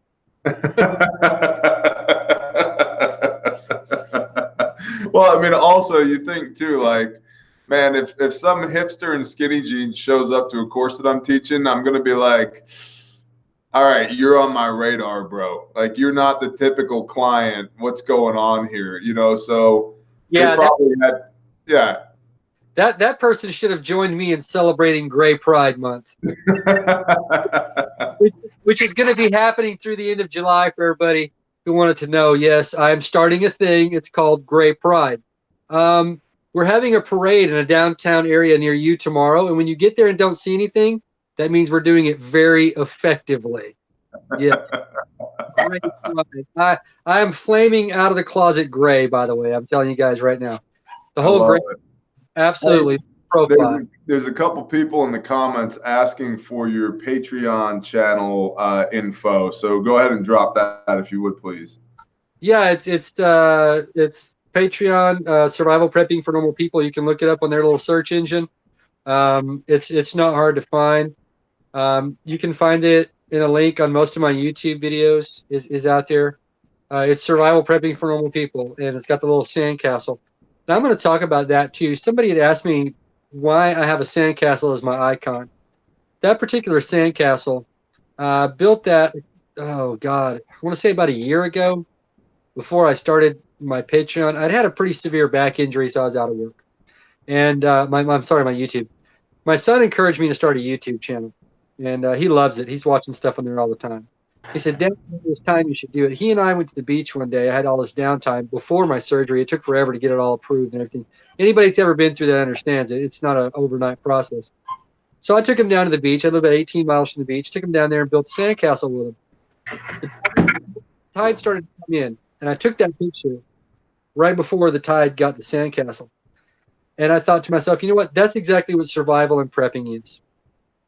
You're building something that's going to buy you time, but ultimately nothing's going to last. The point is, I had a good time with him building it. So it wasn't the sandcastle that got built. It was the connection, the memory, the bond, and the meaning that got built between me and him. The sandcastle just represents that. Prepping represents how much you care about yourself and the people around you and what kind of world you want to live in. The best we can hope is that prepping buys us time. What we do with that time is what's most important. So I love that. I love that, man. That's awesome. Everybody's been wondering. That's what it was about. I love that, man. That's a really good analogy. That's really cool, man. There's a few people who are asking about when you're going to be back on YouTube, and you and I have had some conversation about that as far as the YouTube versus Patreon thing. And so before I let you answer the question about when are you going to be back on YouTube, I want to make a couple of comments that you and I have discussed, and I've discussed this with others as well. And I want to say this from an absolute position of truth and what I know to be true from my experience. Everybody who's here at my channel knows that I don't bullshit. I don't mince words. And like you said, I get just straight to the point, right? Absolutely, yeah. It takes time and money out of my life to do YouTube videos. And I do them because I want to educate, encourage, and edify people to survive the chaos that is coming and get right with their maker and be able to operate from positions of strength so that they're in the asset column, not the liability column when things go sideways. Yeah. And so it literally takes a chunk of my life each week in order to make these videos. The monetary compensation through the YouTube algorithm is a joke. I have said this before on camera, and I've had people accuse me of lying. That I said at the time, I said for every dollar that I get paid on YouTube, like I make less than minimum wage doing what I do here on YouTube. And people, I think our people understand it better than most, but I think a clarification is still required. I don't do this because of money. However, it costs me money to be here. To even play in this sandbox costs me money. And then to have people who are like, I will never pay you $1 a month for Patreon. Cool, bro. Keep enjoying the content for free that all of my Patreons are supporting, that this channel wouldn't exist without. And we love our patrons. They are the economic engine that drives the Bear Nation. Absolutely. And without them, we wouldn't have, like, YouTube, Bear Independent, that wouldn't be a thing anymore because of the algorithm and just the slaughtering that's taking place in the algorithm right now. And so I would just encourage people, and I'm saying this truthfully, don't go give me $1 a month. Consider giving Kyle $1 a month. And it's not even giving, he earns it. Pastor Joe earns it. There are many people, the Revolting Man earns it. There are people, like Christian from the Ice Age Farmer earns $1 a month, right? With the content that they bring, and it allows them to be on the free platforms. And if somebody, sells something and it's not an infomercial constantly on their channel, consider patronizing them, in the fullest sense of the word. Consider looking at their product and buying it, because it takes a ton of time, and it is by no means monetarily valuable and equitable for me to do this. The equity and the value comes out of the emails that I get from people who are like, Barry, you saved my life. No, I didn't. The Father did. But it's awesome for me to have been used as a chess piece on his chessboard to save your life. Thank you. I agree. And so I just wanted to say that in all truth to everybody here, that the reason that I do this is not for the money. And if it was for the money, boy, I would be sorely mistaken, because there's none to get. There's none here. And the perception that there is, and then to hold myself and others to the same standard as CNN and Fox News production quality wise, when there's no income, it's like, bro, this office cost me $500 a month just to have the internet to be able to do things like this. And then the yahoos in the comments, they're like, screw you, man, I would never. Cool, bro. Keep enjoying the free product. Yep. And so that's my preamble to the question. Kyle, when are you coming back to YouTube? Your turn. I left my channel up and active on purpose. Myself and lots of other YouTubers, yourself, a lot of creators were talking about all the things that were happening to us behind the scenes, that people who don't go and look at the analytics page on their YouTube account and can see what's going on. When you put out videos and you're getting hundreds of thousands of views, you've got thousands of subscribers, and you have a data trail you can follow through the analytics and see what's going on. People that don't produce a lot of content wouldn't see it as much. Yes, they did change their algorithms. They did demonetize. They did de-rank. They stopped promoting. They would eliminate subscribers by hundreds, bushels at a time, saying that they were bots, that they were robot subscribers, not real. We had 1,000 subs a month. We still have 1,000 subs a month on average being deleted by the YouTube algorithm, including my own moderators. Because they really don't like you. They are unsubbing. Yeah, they're out. They don't want to be here anymore, I guess. Yeah, my son had to resub to my channel 3 or 4 times. I know he's watching, but then this Project Veritas thing comes out about a month after I stopped putting up videos on YouTube, and it was Googlegate. Google owns YouTube, everybody, in case you didn't know that. There probably aren't very many people who didn't know that, but they do. Yep. So this lady who was in charge of fairness in the development of the product, okay, that was her title. And you saw at Project Veritas, with her coming out of the words coming out of the horse's mouth, they are algorithming people on purpose, okay?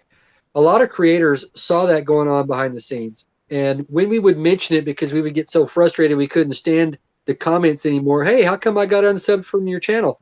Hey, how come I'm not getting notifications when you put new videos out? Hey, you haven't done a video in 3 days. Dude, I did 3 videos today.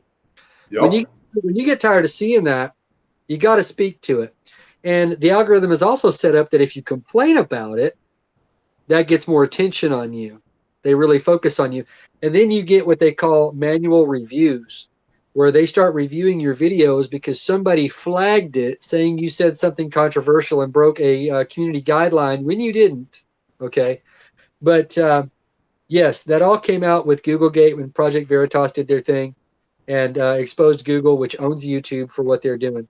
If this mess gets straightened out in any kind of way, I know they're calling for investigations now. They're having hearings. I don't count on the political process. I would count more on the economic process. YouTube is the only YouTube, and Bear and I discussed this also. Everything else is a subscription site, whether it's BitChute, I think, what is it, Vimeo, Subscribestar. All that stuff is a subscription-based platform. There's a reason. YouTube are the only people that can do the YouTube setup. It's that way. Only Apple can make iPhones. Only Samsung can make Samsung phones. Only YouTube can have ad-driven revenue for the creators. That's why there is no other YouTube. There's no competition.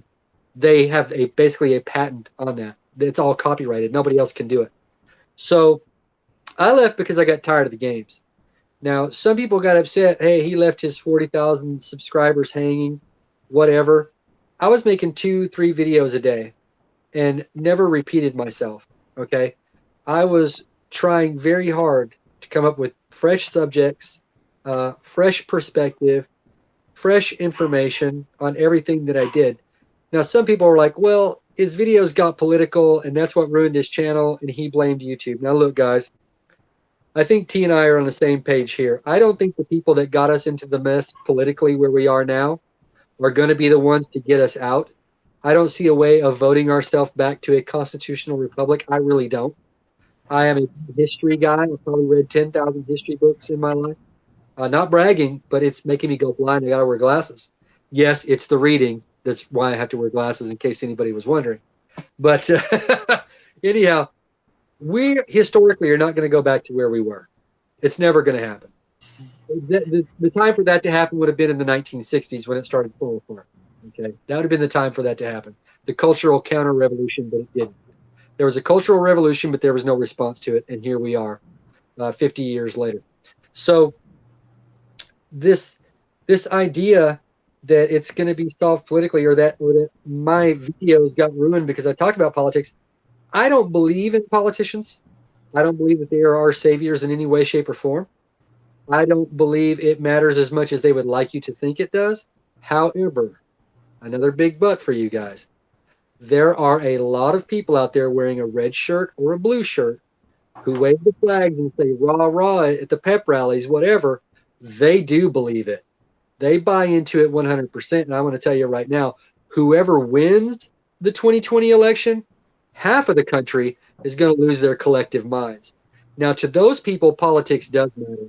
If they start acting stupid and tearing up stuff in a town near you, it's going to affect you. That's when I would talk about politics. From a prepping perspective, absolutely. From a prepping perspective, that it may not affect you in the way they say it does. It will affect you in the periphery. Out here in your peripheral vision, some goofballs out there believe in it wholeheartedly. They are bought in one side or the other. It's a team sport for them. And they are just as passionate about it as if they were rooting for the hometown team going to the state championship. What happens when cities win NBA championships? What happens when cities win Super Bowls? People go out and flip over cars and burn up stuff. Okay? Yep. Politics has much more bearing on people's lives. Not as much as the people pulling the strings would like you to believe, but the majority of the people believe it's more important than it is. But their actions, based on how they react to the political process, will definitely affect you. So that's why I talked about it. It's not that I like talking about politics. I only talk about it from the point of view that it affects people, and you need to be ready for that. You need to pay attention. It may not matter to you, but it matters to the people who believe in it, and they can do things that will matter to you. That's a good way of putting it, man. I make YouTube at some point, but a lot of stuff would have to get straightened out before that happened. I know that you're still there. I know there are a lot of guys that are still there, but it was an uphill battle for me, man. And my time is valuable to me. Everybody's time should be valuable to me. Yeah, technically YouTube doesn't charge you anything, but if you're not paying for it, guess what? You are the product. I'm not going to let thousands of people get drawn to my YouTube channel to be divvied up and auctioned off to the person who's doing the bid auction to sell you the latest electric screwdriver or flashlight or whatever. Okay. That's the YouTube thing. No. They want to turn around and stab me and other creators in the back. No, I just wasn't going to play the game anymore. Not saying I'm never going to come back. I might. It's a possibility. If T beats me over the head, yeah, I might come back. I might come rendition you. You know, I might come for a visit and just. There's room in this office for you. You know, we could chain you to this wall back here, and yeah. It would literally take you about 1.3 seconds of waterboarding to get me to come back. I don't stand your torture well. As soon as I saw the jug of water and the rag and the wrist ties and stuff, I'm back. But yeah, I may come back. I had my reasons for leaving. It's not about quitting. It's not about putting up the fight. There is no fighting it. If you saw the Veritas video, how do you fight that? They hold all the keys.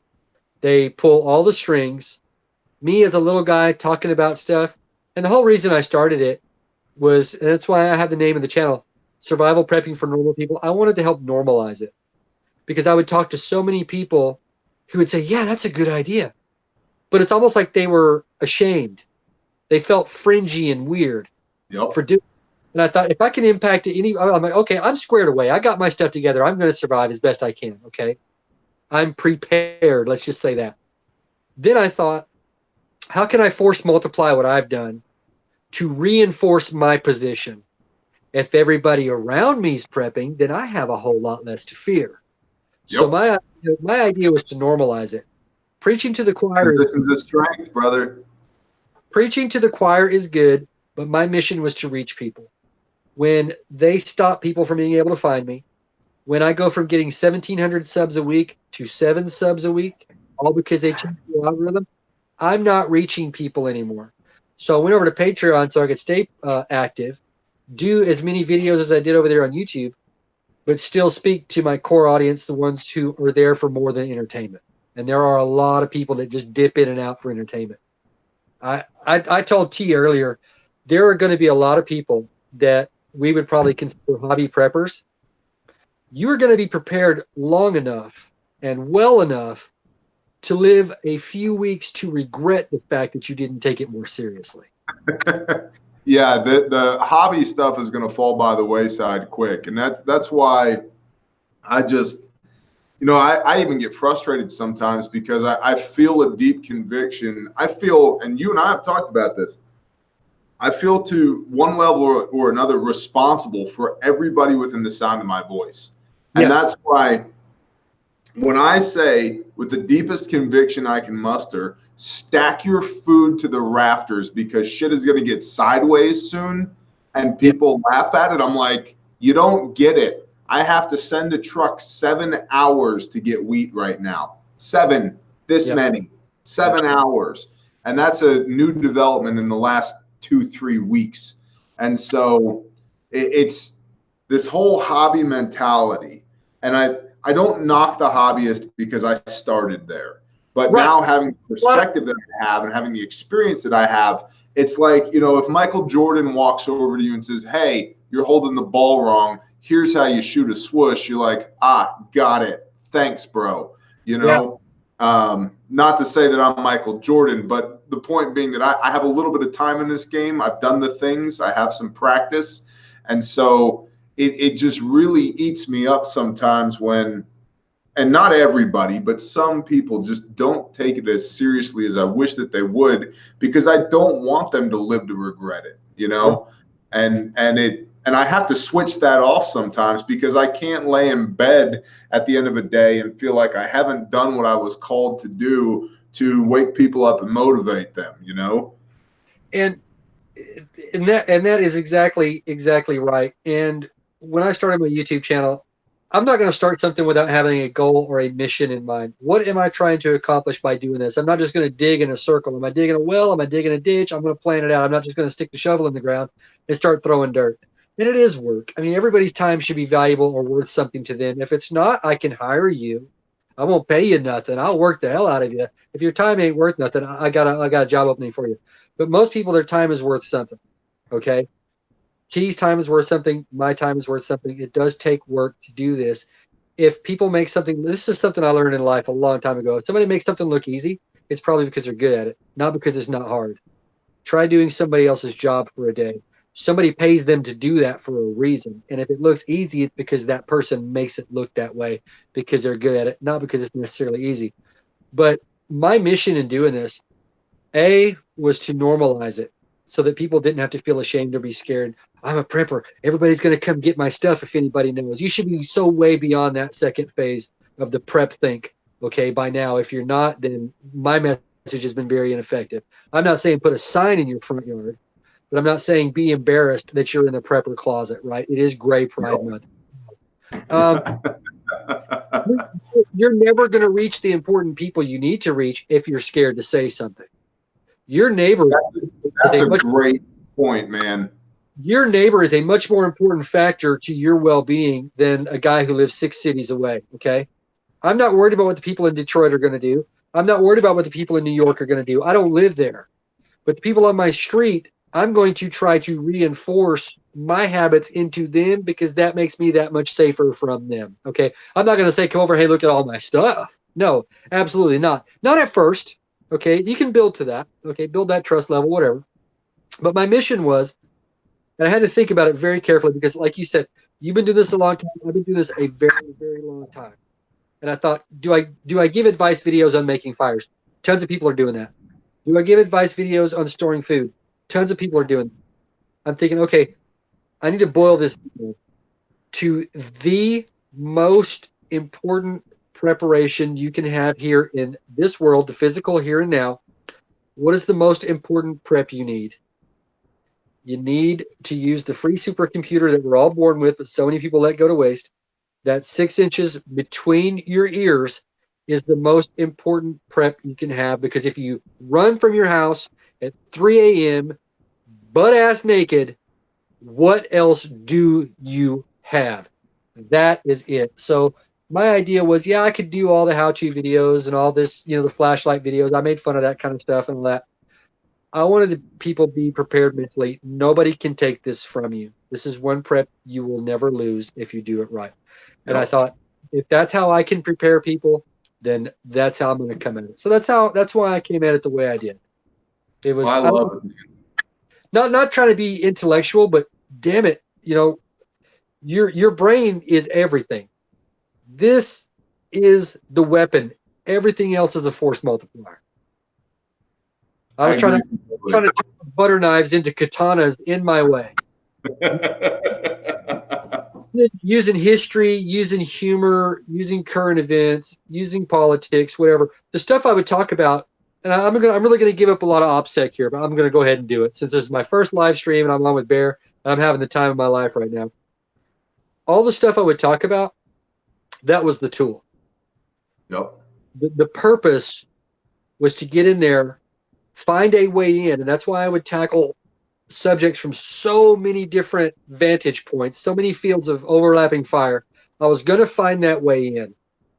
And once I was in there, everything else was a key. Whatever the subject was, that was a key to get into your mind and help not program you, but to maybe get some of the cobwebs out and get you start thinking the right way. Okay. There's 30 ways to do anything.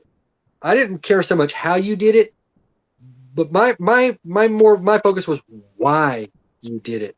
Motivation's everything. Your reason for doing anything, that's everything. If you don't have that, I don't care how much crap you buy, you're not going to make it. You have no reason to do it.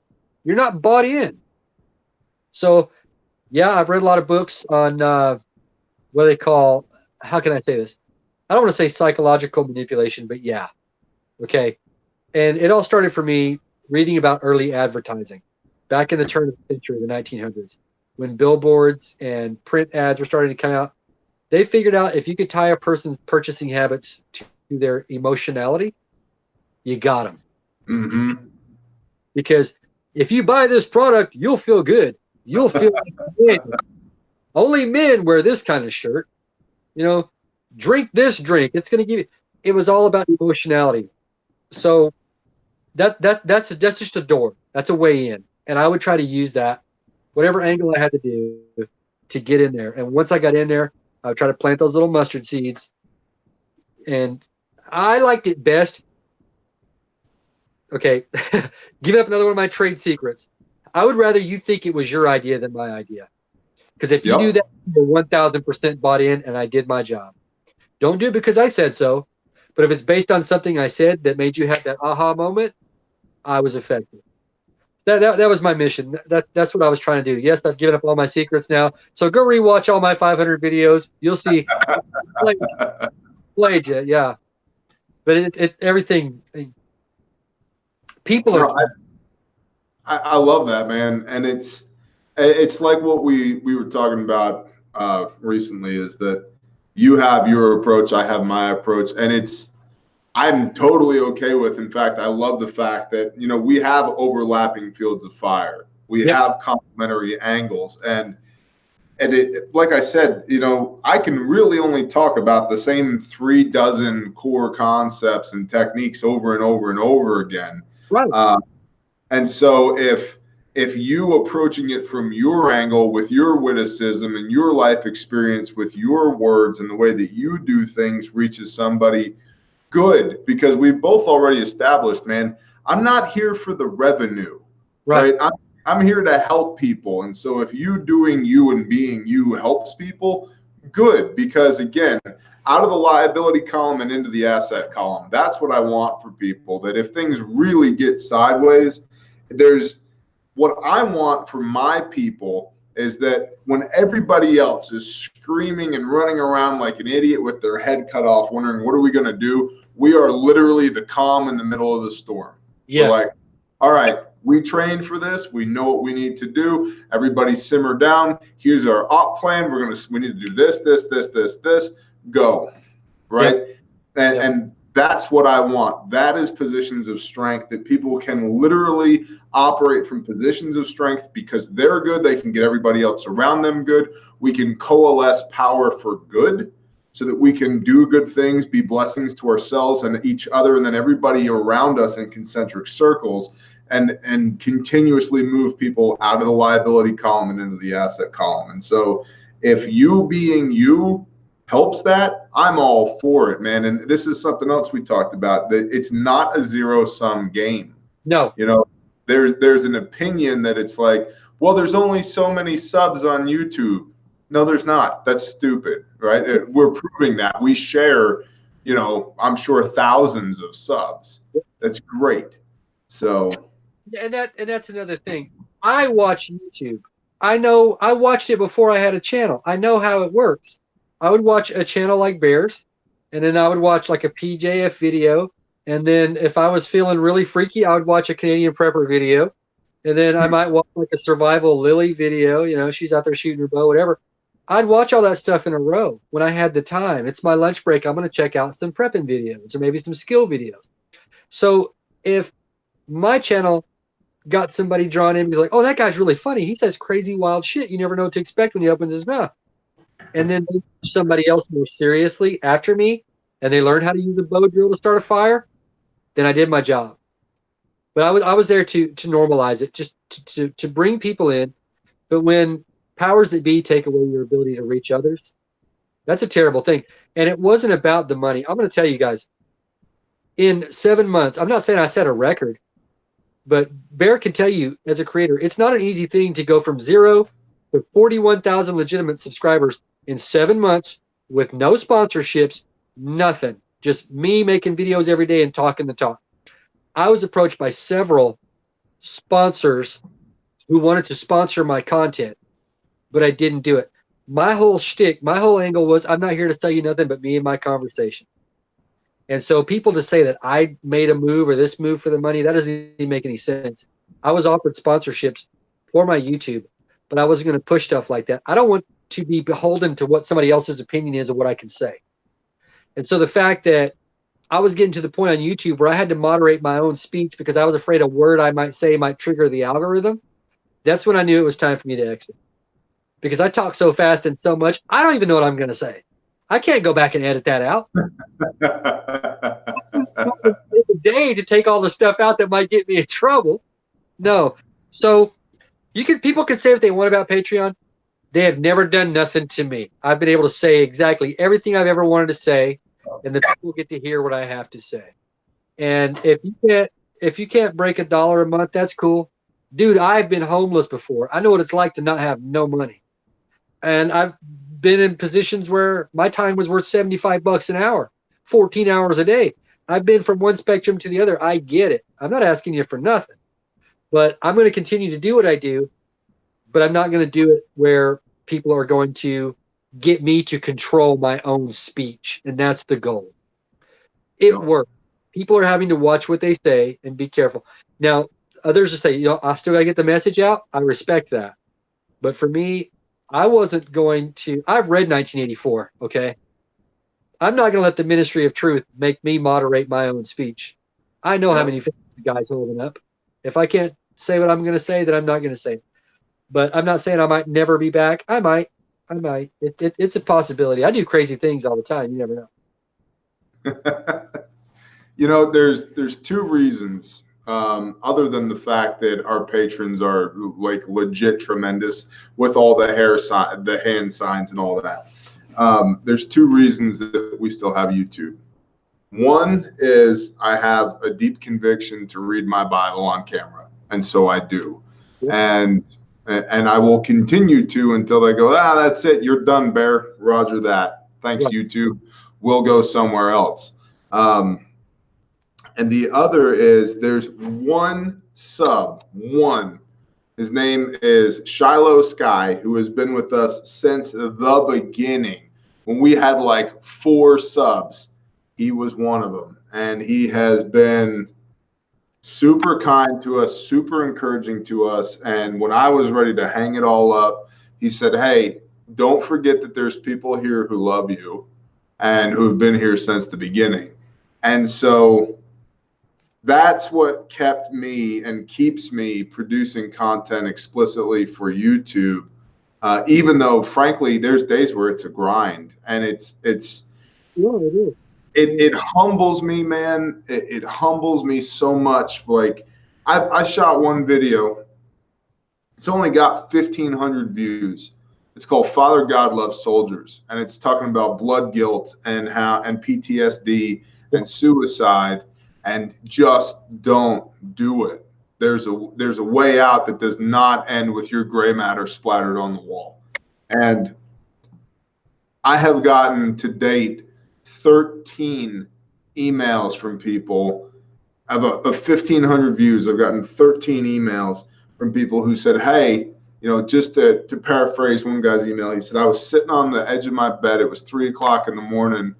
And I was getting up off the bed to walk to my gun safe to get my pistol so I could put it in your mouth and put it in my mouth.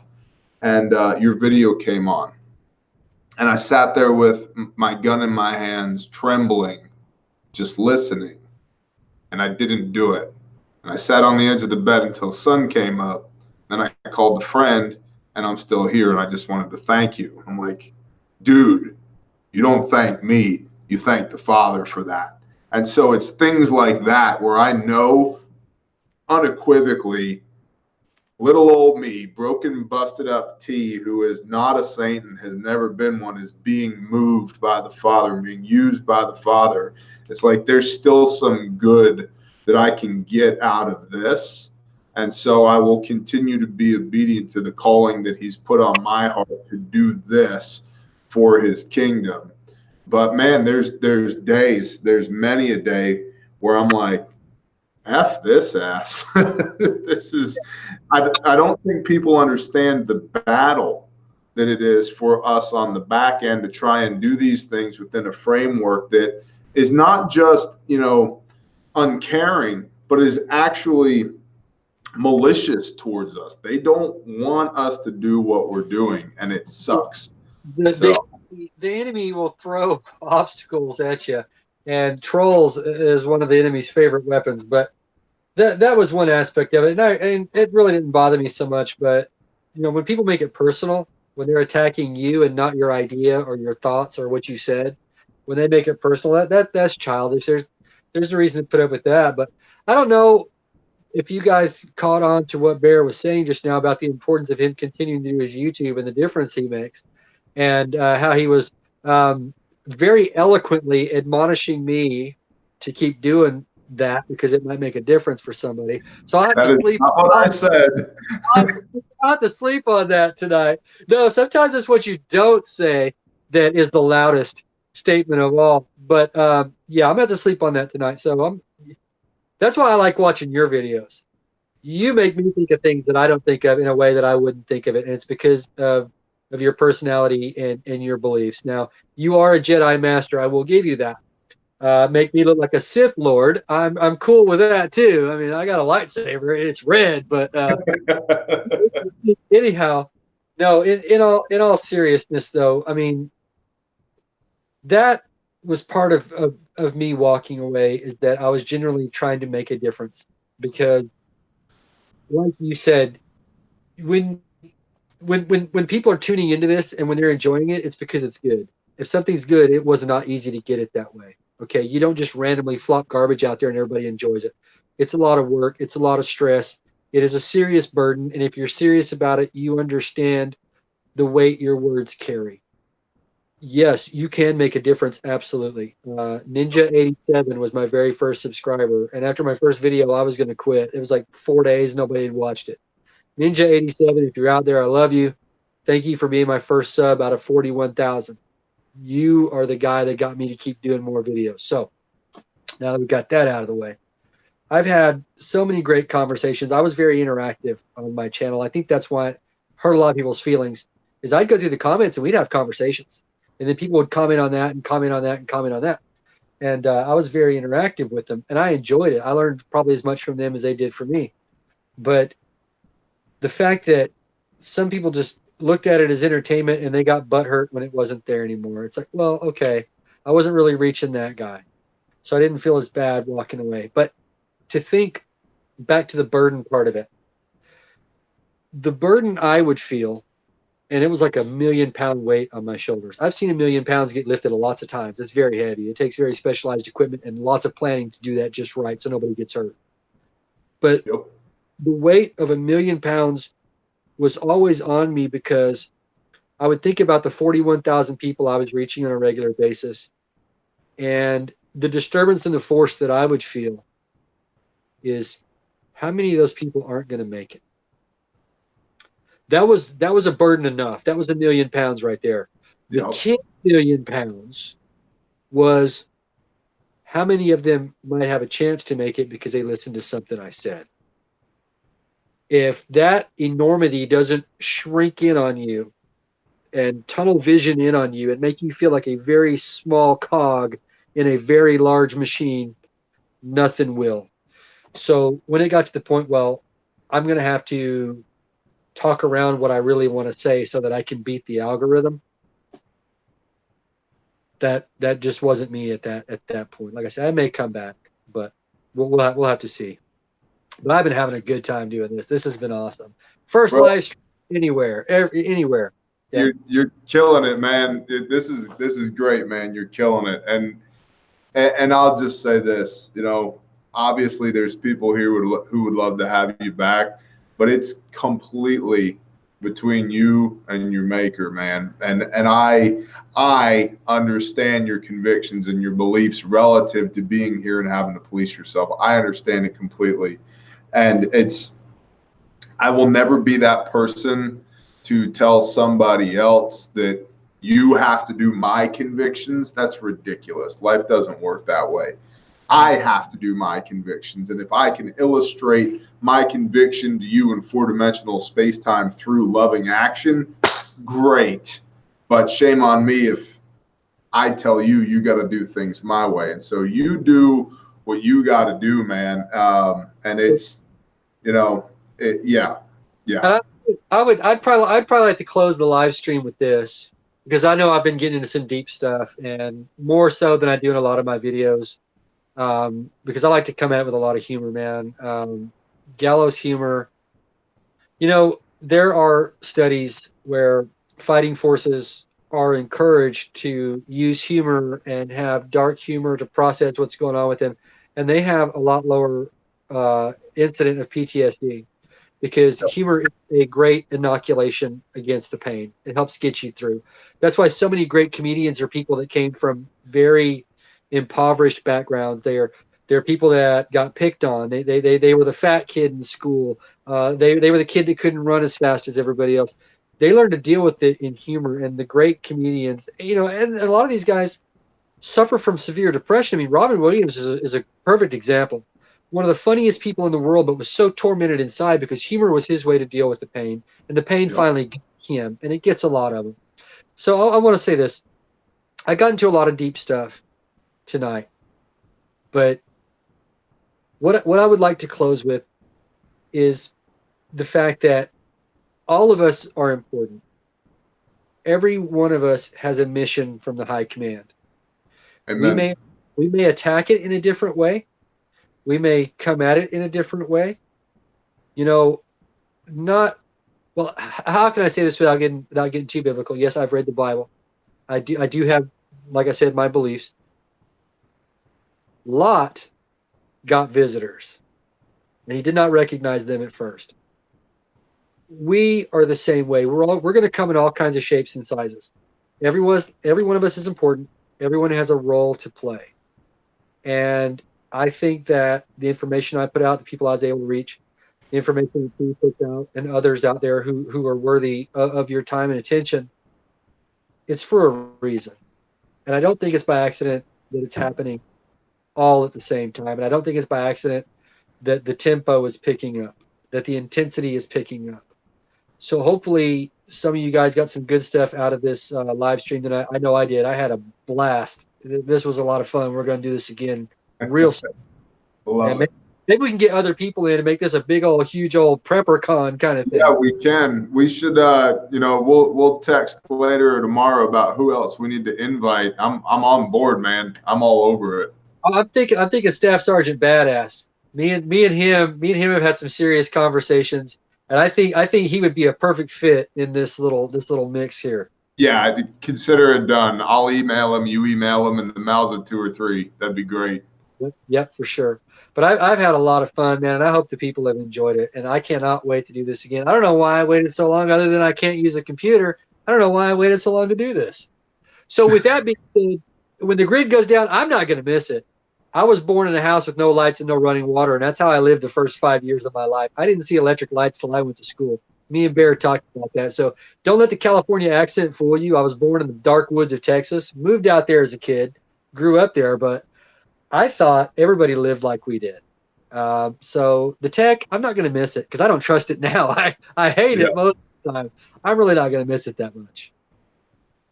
I can find ways to entertain myself without I'm busy to worry about it. If you're surviving and doing things right, you're going to start at sunup and you're going to keep going until sundown, and you're going to pass out from exhaustion. You're not going to miss NFL football, believe me.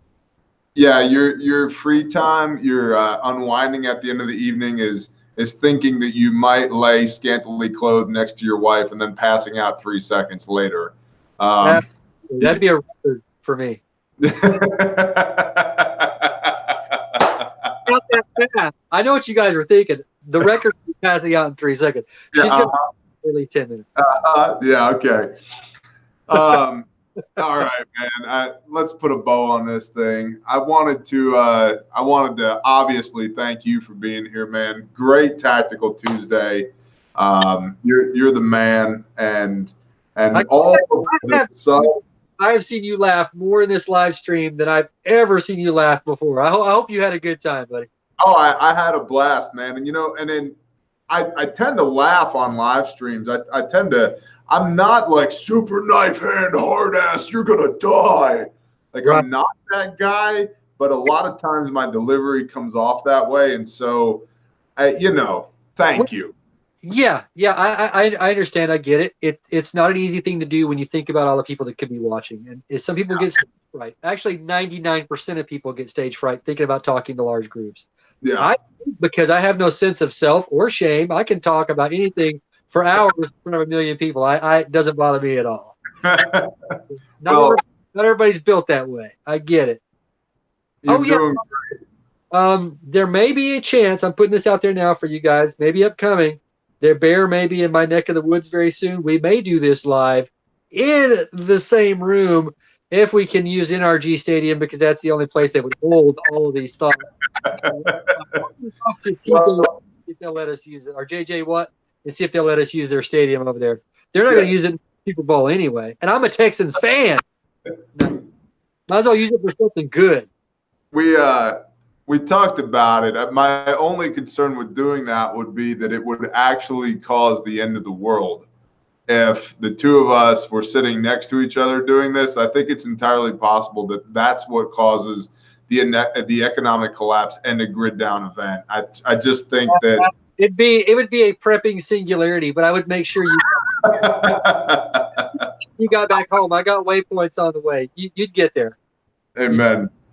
Well, okay, let's do some quick shout outs. My wife is in the room, so shalom, babe. I love you. I will be home soon.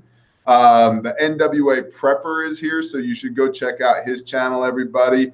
Brother Badger and Patriot swinging the hammer, and MH Fit Body. Thank you, guys. Mark Chase is here. He's awesome. Bug Out Bubba is here, another good channel worth checking out. Hunter Seeker, shalom, brother, and Mrs. Hunter Seeker. Renee is here. Thank you for all the help with 501c3 Grindstone Ministries. And Matt Goza, Kurt, Susan Berryhill.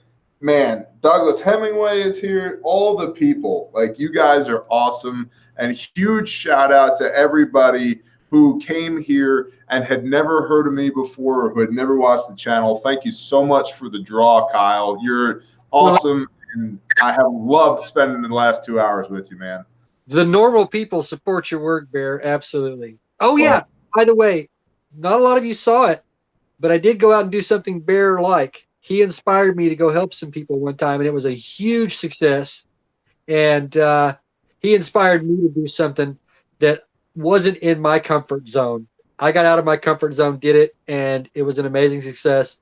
Plant those seeds, you reap what you sow. Absolutely. Amen. Absolutely. Amen. Faith without works is dead. Yep. Amen. That's my brother James. All right. Well, this is going to do it for this Tactical Tuesday.